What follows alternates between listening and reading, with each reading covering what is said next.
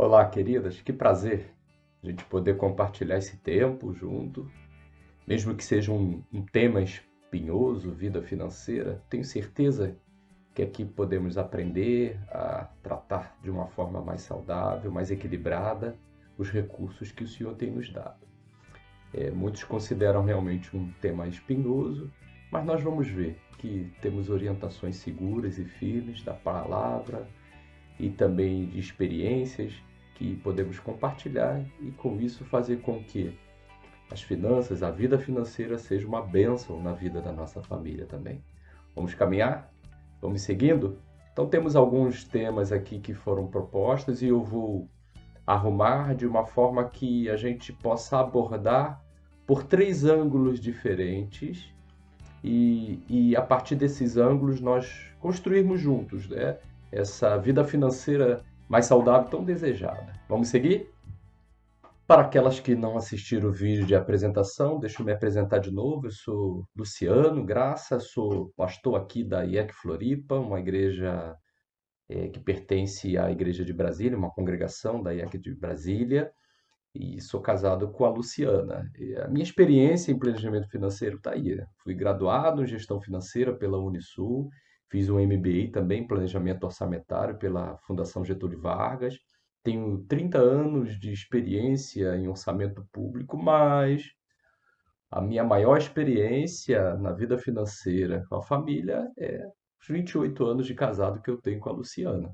E juntos a gente conseguiu construir, claro, a partir de tentativas e erros, né? Foram muitos anos de frustrações e que nós sentíamos realmente a incapacidade de gerir nossa vida financeira, até que nós fomos aprendendo e graças a Deus hoje a gente consegue até compartilhar um pouco daquilo que Deus nos ensinou. E essa é a nossa proposta. Então, o que nós vamos tratar aqui, nessa primeira parte, os fatores que contribuem para o desequilíbrio financeiro. Então, nós vamos, como eu falei, três aspectos econômicos. É importante a gente conhecer as armadilhas que a nossa própria estrutura econômica brasileira é colocada e tem algumas armadilhas que a gente precisa conhecer, que provocam o nosso endividamento. Também questões internas, né, emocionais, psicoemocionais, que contribuem também para o desequilíbrio financeiro, e questões espirituais, que nós precisamos também abordar para entender. E depois na nossa aula ao vivo e a cores, onde vamos poder interagir mais diretamente, nós vamos tratar de soluções que estão ao alcance das nossas mãos. Vamos seguir? Então é, esse tema ele é espinhoso, mas ele é muito relevante justamente por isso. Preocupação crescente com o endividamento, isso é notório. O reflexo direto nas relações das famílias, né? Nós temos visto famílias tendo seus relacionamentos afetados diretamente por causa da questão financeira. Hoje, cerca de 50% dos divórcios são provocados por desajustes financeiros, impactos sociais e emocionais, isso é evidente em nossas vidas, né? A impossibilidade de sonhar com o futuro, se não tivermos uma vida financeira equilibrada, é impossível sonhar com o futuro, e a necessidade premente de educação financeira, que nós não aprendemos na escola, e muitas vezes nem na nossa casa, mas temos a oportunidade de reaprender isso. E a questão é essa: como vou chegar inteiro, leso, equilibrado, com as minhas finanças equilibradas no fim do mês?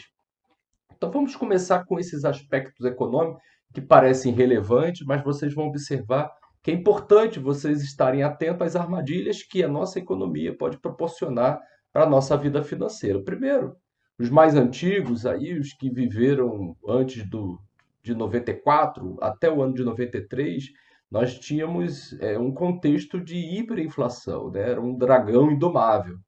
Por exemplo, no ano de 93, a inflação chegou no ano a 2000, a 2.477%, algo que não podemos nem imaginar hoje.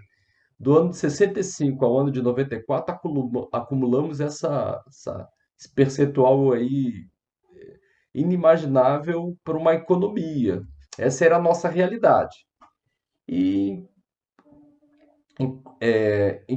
em quatro reformas monetárias no período, nós deletamos aí 12 dígitos das moedas. Nós aí passamos aí por algumas moedas, quem aí os mais antigos podem lembrar que até em alguns momentos tínhamos até que carimbar a moeda para cortar os zeros, e essa era a nossa realidade, até chegar à estabilização, plano real em 94. E chegamos R$ 1, para ter ideia, R$ 1 ele, ele chegou a custar aí 2.750 mil da moeda da época. E quais eram os benefícios? Qual o benefício que nós tivemos? Qual é a relevância de nós voltarmos a esse assunto? Primeiro, nós conseguimos controlar essa hiperinflação, remodelar o setor econômico, né? Restabelecer o poder de compra, que era impossível, e a aposentadoria daquela famigerada máquina de remarcação. Nós tínhamos que, no mesmo dia do nosso pagamento, comprar tudo que podíamos, porque no outro dia tudo aumentava. Mas também a expansão do emprego e renda, e isso aumenta a oferta de crédito. Aí começa o nosso problema com o endividamento. Por quê? Antes nós não tínhamos acesso fácil ao crédito. A partir da estabilização da moeda, o crédito se tornou fácil, acesso ao crédito para todos, virou um acesso universal. Mas nós não tínhamos a necessária educação financeira. E o que aconteceu? A mudança de hábito de consumo. Isso mudou justamente nesse período. O alongamento dos prazos das prestações, isso foi alongado, né? Somando com juros altos, e o que aconteceu? O resultado inevitável, endividamento. Uma coisa que não era a realidade do brasileiro até o ano de 94. Nós não tínhamos acesso ao crédito, nosso problema era outro, era a hiperinflação. Mas agora, a moeda estabilizada, então nós conhecemos a partir do ano de 94 esse problema do endividamento. Então, a inflação controlada, aumento do consumo, crédito fácil, dívidas longas, juros altos tornam-se então combustível do capitalismo. Nós precisamos entender que o rico ele sempre vai encontrar uma forma de ganhar dinheiro. Antes era com a inflação. E depois, com a inflação dominada, ele precisou então criar uma forma de conseguir, de continuar ganhando dinheiro. E essa, querendo ou não, é a forma do capitalismo, né? Então, nós começamos então a conhecer essa dívida e uma dívida fora de controle. Você perde com isso para que alguém possa ganhar. É importante que você saiba disso e conseguir entender que há armadilha sim no consumo, né? Numa economia capitalista e globalizada, o consumo tornou-se um ato natural e necessário para manter a roda girando. Você é parte imprescindível do processo. E eu digo se a sua apetite de consumir, isso é provocado. O sistema econômico ele provoca essa necessidade de consumo, porque a roda precisa girar. Não sei se vocês conseguem enxergar aí, é só para reflexão. Nesse quadro aí rosinha, uma menininha lá, não sei se vocês conseguem enxergar, e aí nesse quadro mais azul tem um menininho ali cercado de produtos, e isso reflete um pouco essa cultura do consumo, que é, com certeza, a armadilha maior do endividamento. Então, nós vimos aí então que a economia, a própria economia, a própria estrutura, a arquitetura econômica do nosso país hoje, ela nos convida ao endividamento. Então, é importante que você saiba que você não está sendo atraído pelas propagandas porque as pessoas te veem como cliente, mas sim te veem como, entre aspas, uma vítima, né? E por quê? Há aspectos também psicoemocionais envolvidos nisso aí. E a economia, o sistema econômico do nosso país, né, e do mundo sabe disso. Que as emoções e os fatores psicológicos contribuem com o endividamento. De que forma? Os motivos econômicos não são os únicos fatores dominantes quando falamos de vida financeira. Indivíduos, raças e nações diferentes se conduzem de forma diferente sob a mesma condição econômica. É bom que a gente saiba isso. Estamos tratando das reações de seres humanos diante de situações econômicas. São as nossas ações e reações que concorrem para o estabelecimento de condições econômicas individuais. Cada um tem uma escolha a fazer. E isso é muito da nossa forma de lidar com a vida financeira.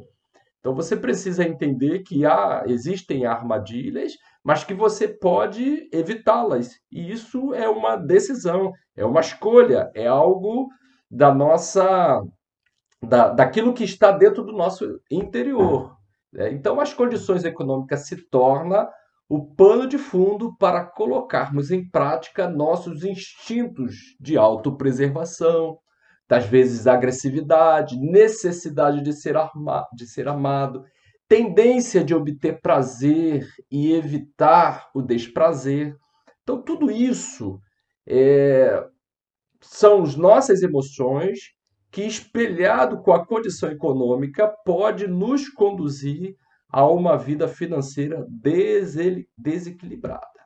Tá? Então, para pesquisadores da psicologia econômica, existe uma área que trata sobre isso, e neuroeconomia, o endividamento está ligado especialmente à falta de autocontrole e à busca por compensação. Aspectos econômicos, mas também aspectos psicoemocionais.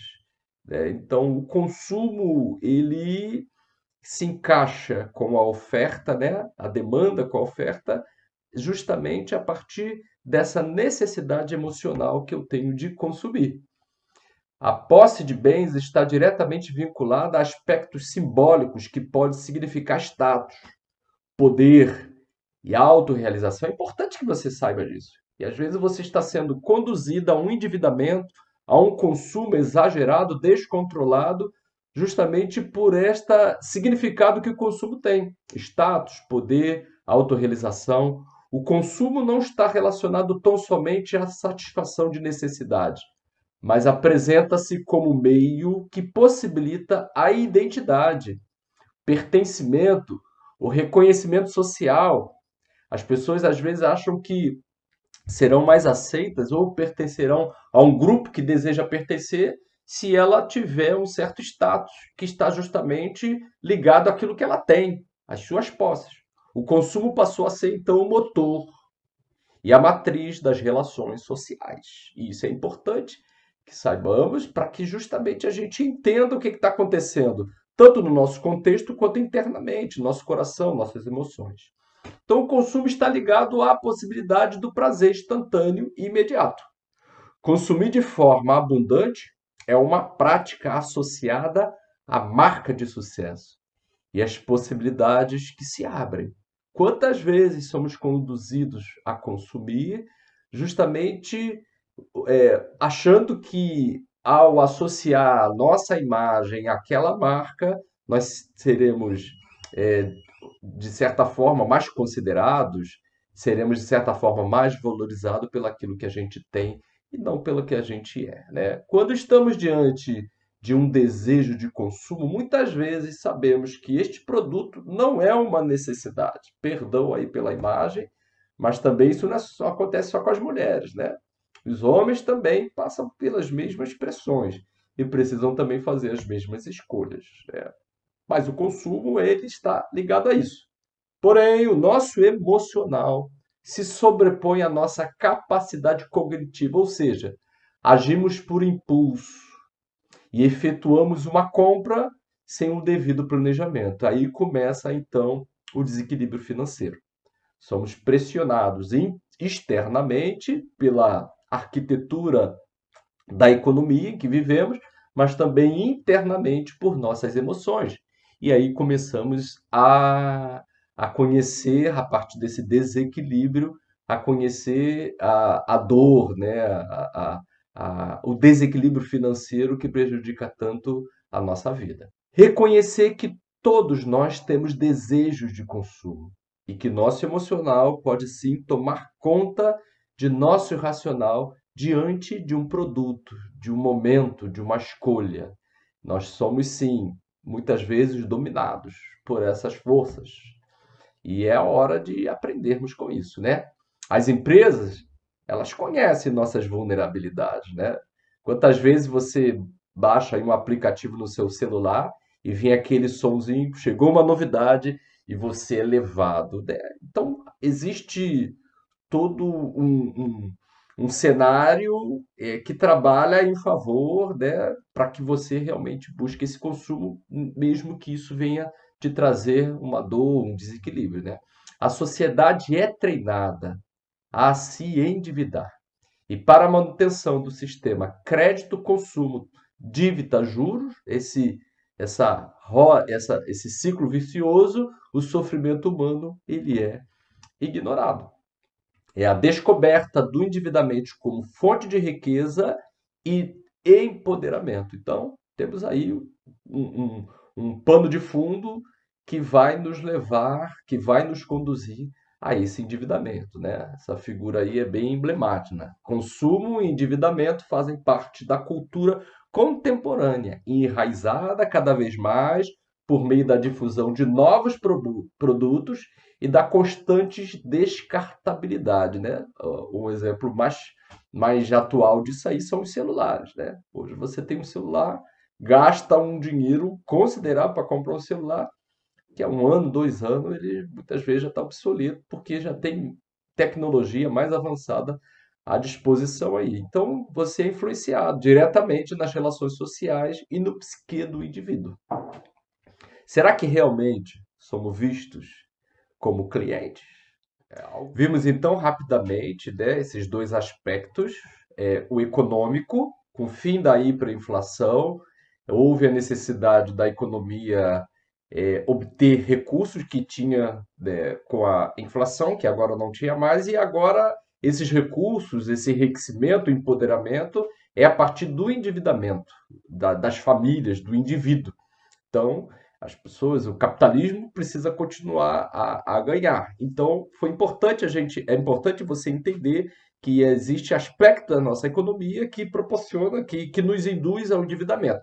Mas não só, nós não podemos nos olhar simplesmente como vítimas de uma armadilha, mas também existem aspectos emocionais, escolhas que nós fazemos a partir das nossas emoções e que precisamos também conhecer para que a gente possa entender o que está acontecendo e nos defender desse endividamento e do desequilíbrio financeiro. E agora vamos tratar os aspectos espirituais, morais dessa questão, né? E vamos fechar esses três aspectos. E é a partir desta perspectiva espiritual, a partir dessa abordagem bíblica, que nós vamos aprender, vamos ter as ferramentas que vão nos defender contra essas armadilhas externas e internas que nos levam ao desequilíbrio financeiro. Vamos seguir? Sim, a nossa vida espiritual pode contribuir, sim, para ou o nosso equilíbrio financeiro ou o nosso desequilíbrio. Quando temos maturidade espiritual, podemos aprender a lidar com essas situações. Ou quando não temos o devido amadurecimento espiritual, como cristão, somos vítimas fáceis, né? Caímos facilmente nas armadilhas. Então, é importante a gente trazer essa abordagem, porque a própria Bíblia sabe dessa questão financeira, como ela é importante para a nossa vida, né? Então, estamos diante de nós valores bíblicos e os valores do mundo. É uma decisão. Nós precisamos tomar conhecimento e fazer essa escolha. Por sermos cristãos, sabemos que habita em nós o Espírito Santo de Deus que pode nos ajudar a vencer essas dificuldades e a voltar a ter uma vida equilibrada, né? Então, a Bíblia reconhece o desafio. São pelo menos 16 parábolas de como lidar com dinheiro, riquezas, posses.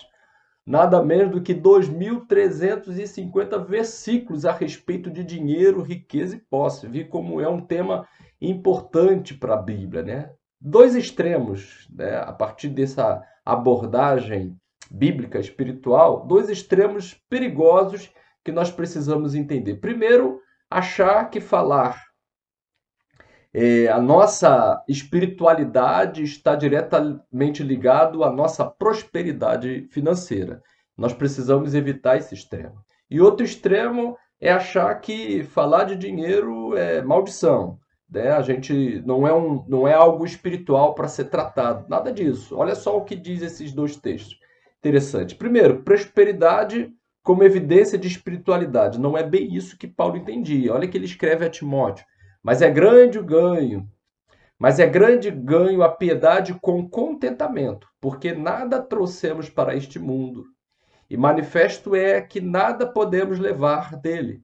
Tendo, porém, sustento e com que nos cobrirmos, estejamos com isso contentes. Mas os que querem ser ricos caem em tentação, e em laço, e em muitas concupiscências, loucas e nocivas, que submergem os homens na perdição e ruína. Então, Paulo deixa muito claro a Timóteo que não há uma conexão, uma ligação direta, conforme tenta nos induzir a teologia da prosperidade, que tenta mostrar que a bênção está direta, a bênção de Deus está diretamente ligada à prosperidade. Não é bem isso que a Bíblia fala. Então, outro extremo que devemos evitar é justamente isso, achar que falar de dinheiro não é espiritual. É fazer esse contraponto do mundanismo com a vida espiritual. Mas o mesmo Paulo vai dizer logo no versículo seguinte, porque o problema do dinheiro não é o dinheiro sim, é o amor ao dinheiro. O amor ao dinheiro é a raiz de toda espécie de mal. E nessa cobiça, alguns se desviaram da fé e se trespassaram a si mesmo com muitas dores. Então, dois extremos devemos evitar, né? Ou achar que dinheiro é tudo, ou achar que dinheiro é uma maldição na nossa vida. Então, como a gente vai trabalhar isso? Olha só que texto legal em Provérbios, capítulo 30, 8-9. Mantém longe de mim a falsidade e a mentira, diz o sábio. Não me des, pedindo a Deus, nem pobreza nem riqueza. Ou seja, dá-me apenas o alimento necessário. Se não, tendo demais, eu me negaria e te deixaria e diria: quem é o Senhor? Se eu ficasse pobre, poderia vir a roubar, desonrando assim o nome do meu Deus. Equilíbrio, então, é a palavra que nós vamos ver a partir desse texto. E como é que a gente consegue vencer? Qual é o segredo da vida? Como aprender a lidar com a vida financeira de forma saudável e equilibrada? Como buscar na própria palavra esse equilíbrio, né? Esse texto de Paulo é muito interessante porque ele fala: não estou dizendo isso. Paulo está agradecendo as ofertas que ele recebeu da igreja de Filipe, mas ele está dizendo, ele está feliz não pela oferta em si. Aí ele vai explicar: não estou dizendo isso porque esteja necessitado, pois aprendi a adaptar-me a toda e qualquer circunstância. Sei o que é passar necessidade, sei o que é ter fartura. Aprendi o segredo de viver contente em toda e qualquer situação, seja bem alimentado, seja com fome, tendo muito ou passando necessidade. Tudo posso naquele que me fortalece. Então, Paulo vai trazer o segredo da vida, não só da vida financeira, mas de toda a nossa vida. É o contentamento, é algo que a gente precisa aprender. Está aí o start do gozo, da alegria, da felicidade, da plenitude oferecida por Cristo Jesus, é aprender o caminho do contentamento. Porque é certo, queridos, que a nossa alma, nossa é insaciável, o desejo de obter, de querer. Você sonha com algo, você chega naquele ponto, você já começa a sonhar com algo além. É insaciável essa fome de um prazer oferecido pelos recursos do mundo, a partir dos tesouros do mundo. Então, aprender este contentamento é o segredo da vida. Mas como fazer isso? Somos, então, a olhar e a reconhecer que nós não temos naturalmente este contentamento. Pelo contrário, naturalmente nós produzimos obras da carne. Mas, por sermos a habitação do Espírito Santo de Deus, já há um potencial dentro de nós que vai nos ajudar e nos guiar. Somos guiados por quem?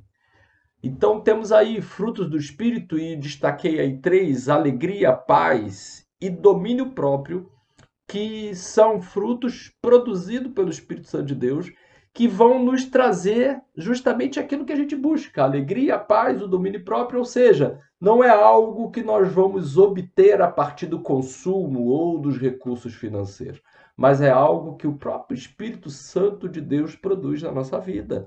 A alegria, a paz, o domínio próprio. É algo que nós precisamos reconhecer. Pai, nós não temos.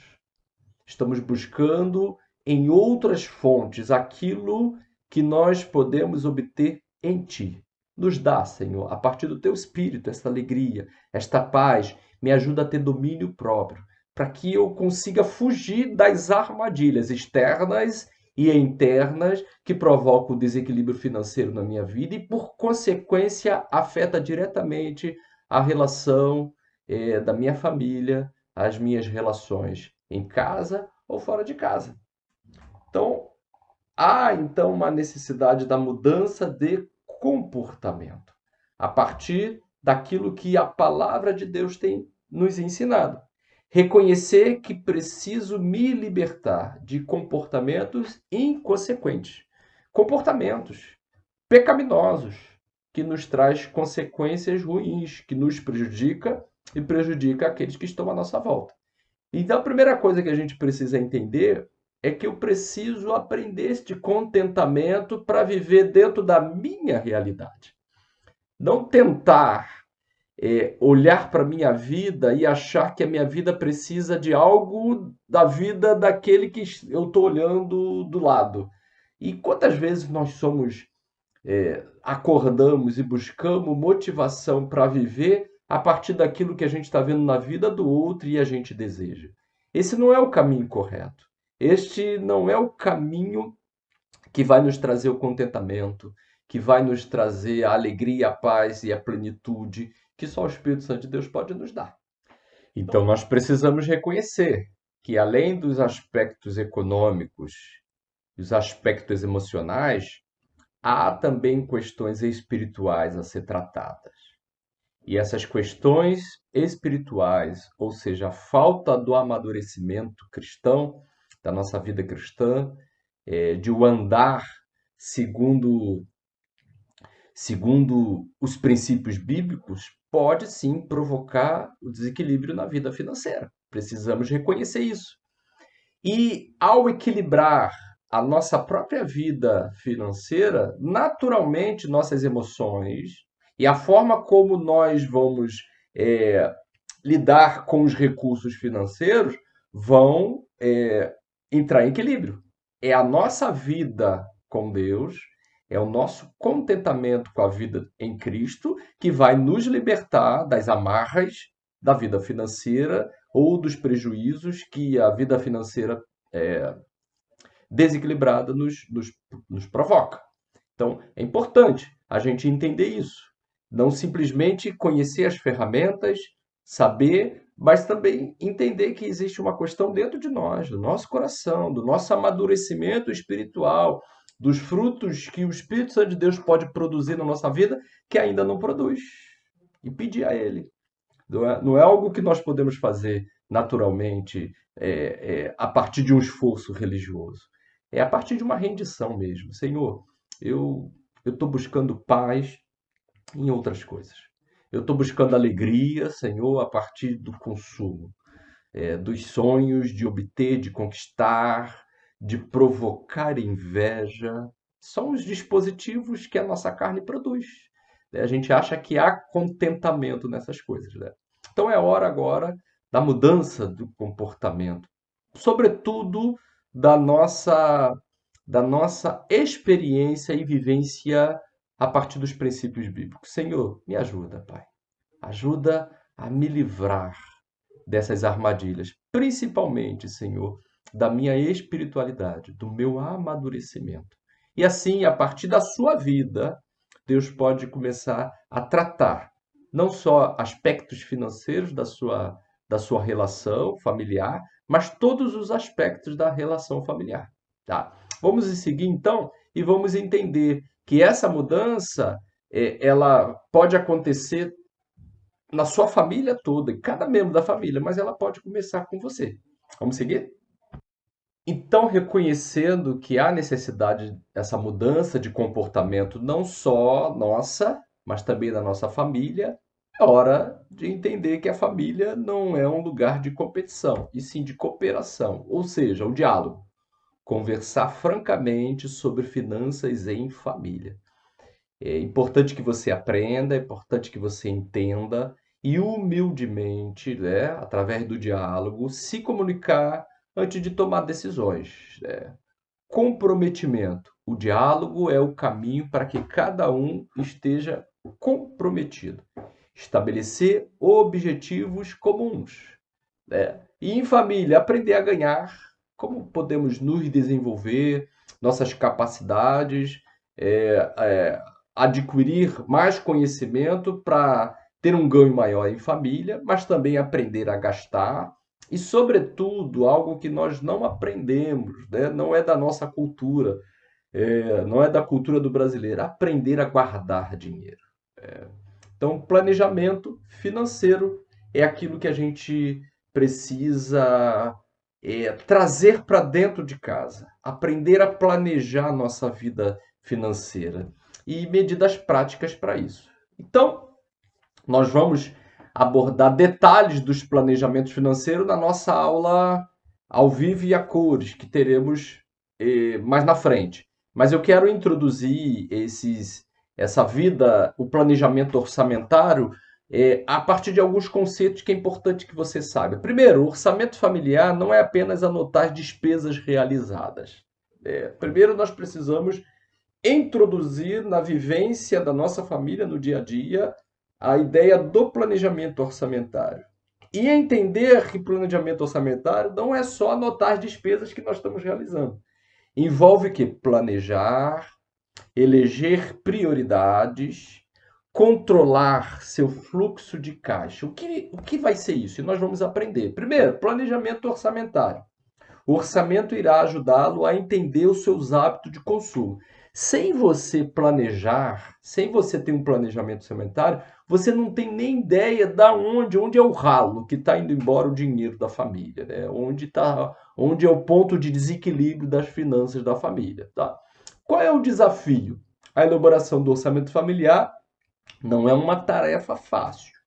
Porém, essencial para quem deseja buscar equilíbrio nas contas e tem planos para o seu futuro e de sua família. Então, o desafio é buscar esse equilíbrio.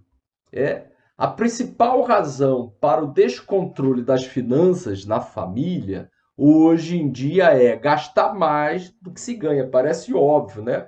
Mas sem um planejamento orçamentário, você não tem ideia de se você está gastando mais do que você ganha. É o planejamento que vai te dizer isso. Por quê?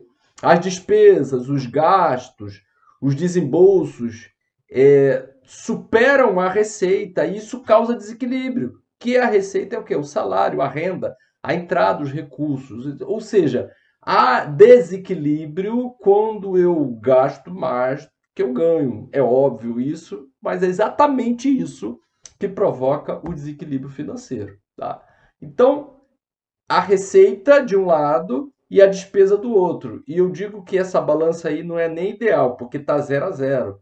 Importante é até a gente ter uma receita maior do que a despesa, porque assim a gente vai aprender a guardar e nós vamos ver por que é importante guardar recursos, guardar dinheiro, tanto para atender as situações emergenciais, quanto para nos possibilitar o sonho futuro, né? Então, perseverança e esperança. O orçamento da família é a forma de garantir a estabilidade das finanças no presente, visando perspectivas melhores para o futuro. Você só consegue sonhar com o futuro se você sabe onde você está agora, quais são as suas possibilidades de hoje, o que você quer para amanhã e o que você precisa e sua família de esforço para alcançar aqueles objetivos. Então, não podemos olhar para a situação de hoje e, poxa vida, não tenho como sair dessa armadilha. Sim, é a partir do orçamento familiar, é a partir do planejamento orçamentário da família que você vai poder sonhar com o futuro. Perseverança e esperança vai justamente mudar essa, esse momento, essa atmosfera ruim que a finança causa na solar, para trazer o sorriso de volta, não por causa do dinheiro, né? Porque realmente o dinheiro não é a origem da alegria, da paz, do contentamento. Já vimos isso. A origem de tudo isso é a nossa relação com Cristo. Mas sim, vai fazer com que os nossos recursos sejam bênção para nossa família, para nossa vida e até bênção para outras pessoas. Então, no nosso encontro online, nós vamos então aprender como fazer esse planejamento familiar.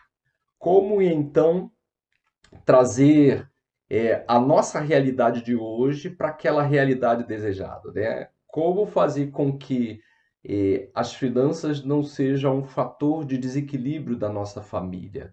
Isso tudo nós vamos aprender na prática, no nosso próximo encontro. Então, vai preparando o papel, a caneta, para que quando tivermos essa aula prática, você poder anotar, entender e também vamos poder tirar dúvidas, né? Vamos abrir um espaço aí para a gente tirar dúvida e tratar talvez alguns pontos e algumas necessidades pontuais da realidade de vocês, de cada uma de vocês, né? Mas se preparem, esperança no coração, é possível, passei por lutas lá no início do casamento, eu e Luciana, mas foi possível aprender com os momentos difíceis, né? Fugir das armadilhas, né? E reconstruir uma vida financeira, ao ponto da gente até esquecer da vida financeira, né? Saber que os recursos que Deus nos dá simplesmente são recursos para nos ajudar na caminhada do dia a dia e não deve estar no centro da nossa vida, nem pela preocupação excessiva com ele e nem tampouco pelos dissabores que a vida financeira, o desequilíbrio financeiro pode trazer para o nosso lar. A palavra que eu tenho para você agora é isso: esperança. É possível reconstruir, é possível trazer para sua família esse equilíbrio financeiro, é possível fazer com que a vida financeira não seja um fator de desarmonia no lar, pelo contrário, seja um potencial para que vocês vivam dias legais, de harmonia, possam desfrutar juntos, em família, tudo que o Senhor tem nos oferecido. Foi muito bom passar com vocês esse tempo. Espero encontrá-las todas no próximo encontro. Deus abençoe sua família e Deus te enche o coração de alegria e esperança.